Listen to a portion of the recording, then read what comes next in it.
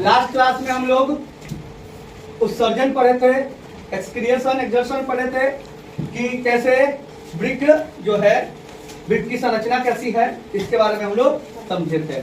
आज हम लोग वृक्क के अंदर आंतरिक भाग, जो वृक्क की इकाई है, यूनिट है, नेफ्रॉन, नेफ्रॉन के बारे में समझेंगे कि नेफ्रॉन की संरचना क्या है और फिर नेफ्रॉन कैसे काम करता है, उन बातों को समझेंगे।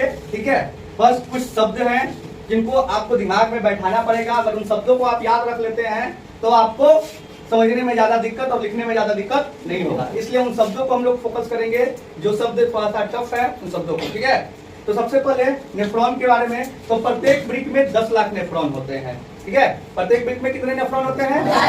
10 लाख नेफ्रॉन होते हैं, यानी कि 2 वृक्क है, यानी कि लगभग कितने लाख हो जाएंगे?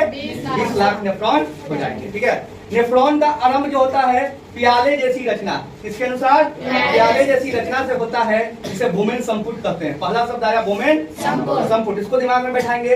वृक्क की का जो आरंभ है, संरचना का आरंभ है, वो प्याले जैसी रचना के साथ होता है, जिसे बोमेन संपुट कहा जाता है। वृक्क के अंदर घने कोशिकाओं का जाल होता है, वृक्क के अंदर घने कोशिकाओं का जाल होता है, जिसे कोशिका गुच्छ या ग्लोमेरुलस कहा जाता है। वृक्क के अंदर घने कोशिकाओं का जाल होता है, जिसे कोशिका गुच्छ या ग्लोमेरुलस कहते हैं। यानी कि पहला शब्द जो है बोमेन संपुट है, दूसरा शब्द है ग्लोमेरुलस। प्रत्येक वृक्क में 10,000 नेफ्रॉन तथा वृक्क का आरंभ प्याले जैसी रचना से होता है, जिसे बोमेन संपुट, तथा वृक्क के अंदर घने कोशिकाओं का जाल होता है, जिसे कोशिका गुच्छ या ग्लोमेरुलस कहा जाता है। जब बोमेन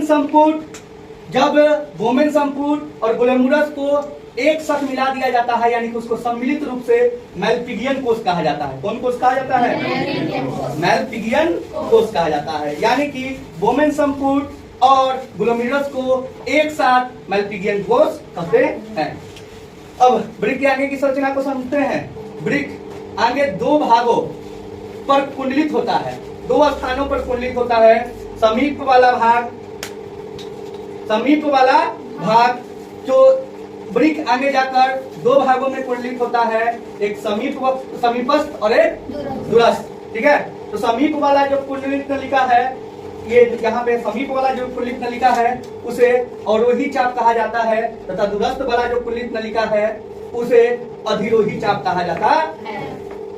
समीपस्थ कुंडलित भाग को अवरोही चाप तथा दूरस्थ कुंडलित भाग को अधिरोही चाप कहा जाता है।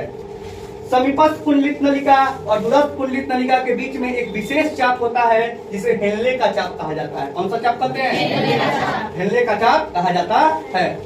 ठीक है, जो ये अधिरोही चाप है वो आगे जाके संग्राहक नलिका में खुलता है। अधिरोही चाप आगे जाके किसमें खुलता है? संग्राहक नलिका में खुलता है, तथा यहीं पे ही संग्राहक नलिका पे और भी जितने नेफ्रॉन हैं वो आके जुड़े होते हैं, और ये संग्राहक नलिका संग्राहक नली बन जाता है। कौन नली? संग्राहक नली, यानी कि मेन नली संग्राहक नली बन जाता है। और ये संग्राहक नली जो है आगे जाके मूत्रवाहिनी में खुलता है। और लास्ट क्लास में जैसा मैंने बताया था कि मूत्रवाहिनी जो है वो वृक्क के भीतरी भाग हाइलम से निकलता है। ये मूत्रवाहिनी है, और ये मूत्रवाहिनी मूत्राशय में खुलता है, और मूत्राशय आगे जाके मूत्रमार्ग में खुलता है। और यही फिल्ट्रेशन करने के बाद मूत्र को यहाँ से किडनी में, नेफ्रॉन के अंदर मूत्र जो है वो फिल्टर होगा, और फिल्टर होने के बाद मूत्रवाहिनी से होते हुए मूत्राशय में पहुंचेगा, जिसे समय समय पर हम मूत्र मार्ग के जरिए निकाल देते हैं शरीर से बाहर। तो ये नेफ्रॉन की संरचना थी। Thank you.